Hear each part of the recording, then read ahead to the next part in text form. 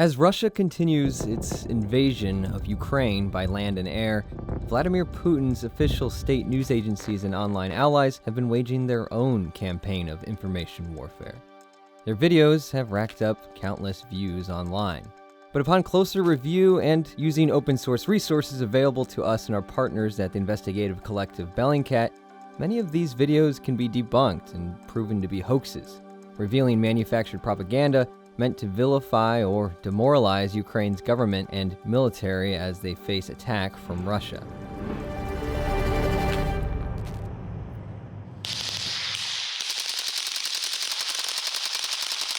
One of the first prominent suspect videos to pop up during the rising tension between Ukraine and Russia was this one, which allegedly shows members of the Ukrainian breakaway region known as the Donetsk People's Republic confronting Polish-speaking Ukrainian saboteurs whose goal was to blow up a chlorine tank in separatist-held territory.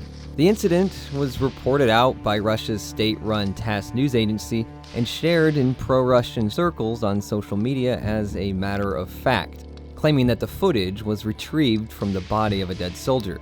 But there are a few problems. Specifically, the EXIF metadata, which is essentially standard under-the-hood data stored in most images and videos, shows that the video was created February 8th, 10 days before it was released.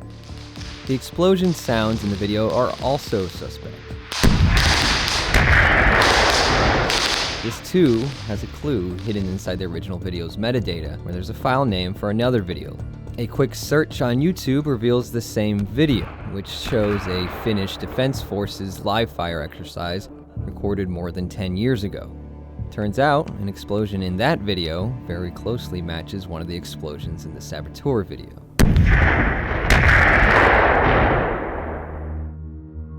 Russia's government has claimed Ukrainian aggression in a few other reports, including the supposed helmet cam footage showing an attack on Russia's Rostov Oblast, which borders eastern Ukraine. Russia claimed it killed 5 Ukrainian saboteurs in the operation, as well as destroyed 2 Ukrainian armored vehicles. Russian reporters ended up going to the scene after the fact, and another video showed Russian soldiers approaching and examining the destroyed vehicles.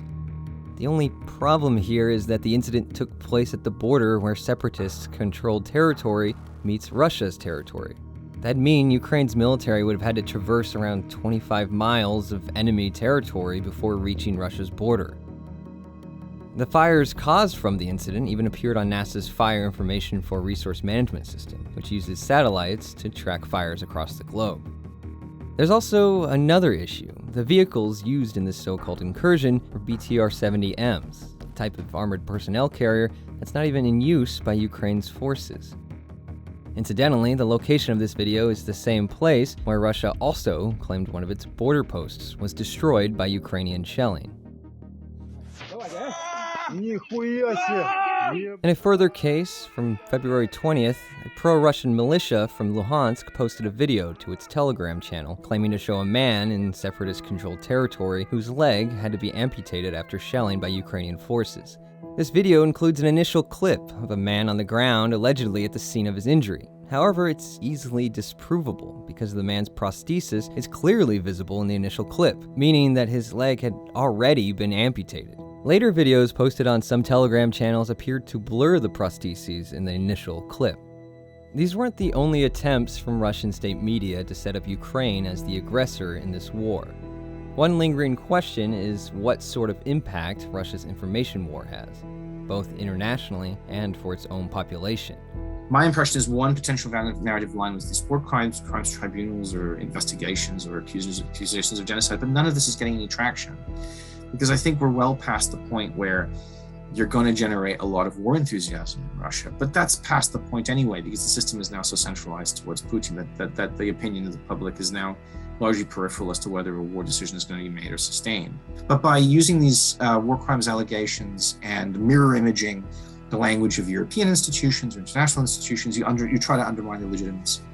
By simply saying, this is obviously fake what we're doing, but so is you, and this whole system is a lie, and everyone's out for himself, but actually you're exactly like us. Just hours into Russia's invasion into Ukraine, Moscow's state media watchdog demanded that Russian media only cite official sources on developments in the war in Ukraine, the same sources which report these debunked cases at face value. That means fact checks of Russian messaging might not reach ordinary Russian viewers, says Anton Barbashin, the editorial director of Riddle, an online journal focused on Russian politics and society. The vast majority of Russians do not know what debunking is. They only watch what is being shown to them on state channels. And the problem is now that the general attitude of society is anti-war. It was about domestic concerns, it was about inflation. I mean, it's not 2014. You see a lot of figures who are popular among the majority of Russians speaking up against war. They don't necessarily say that, look, Putin started a war against Ukraine. They're just saying, we are against war. История когда-нибудь рассудит и расставит все по своим местам.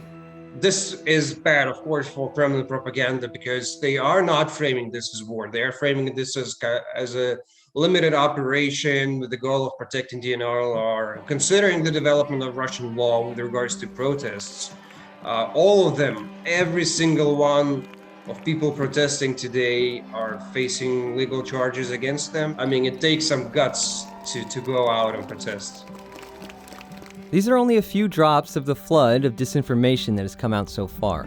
Our partners at Bellingcat have put together a public spreadsheet documenting the reported incidents leading up to the conflict.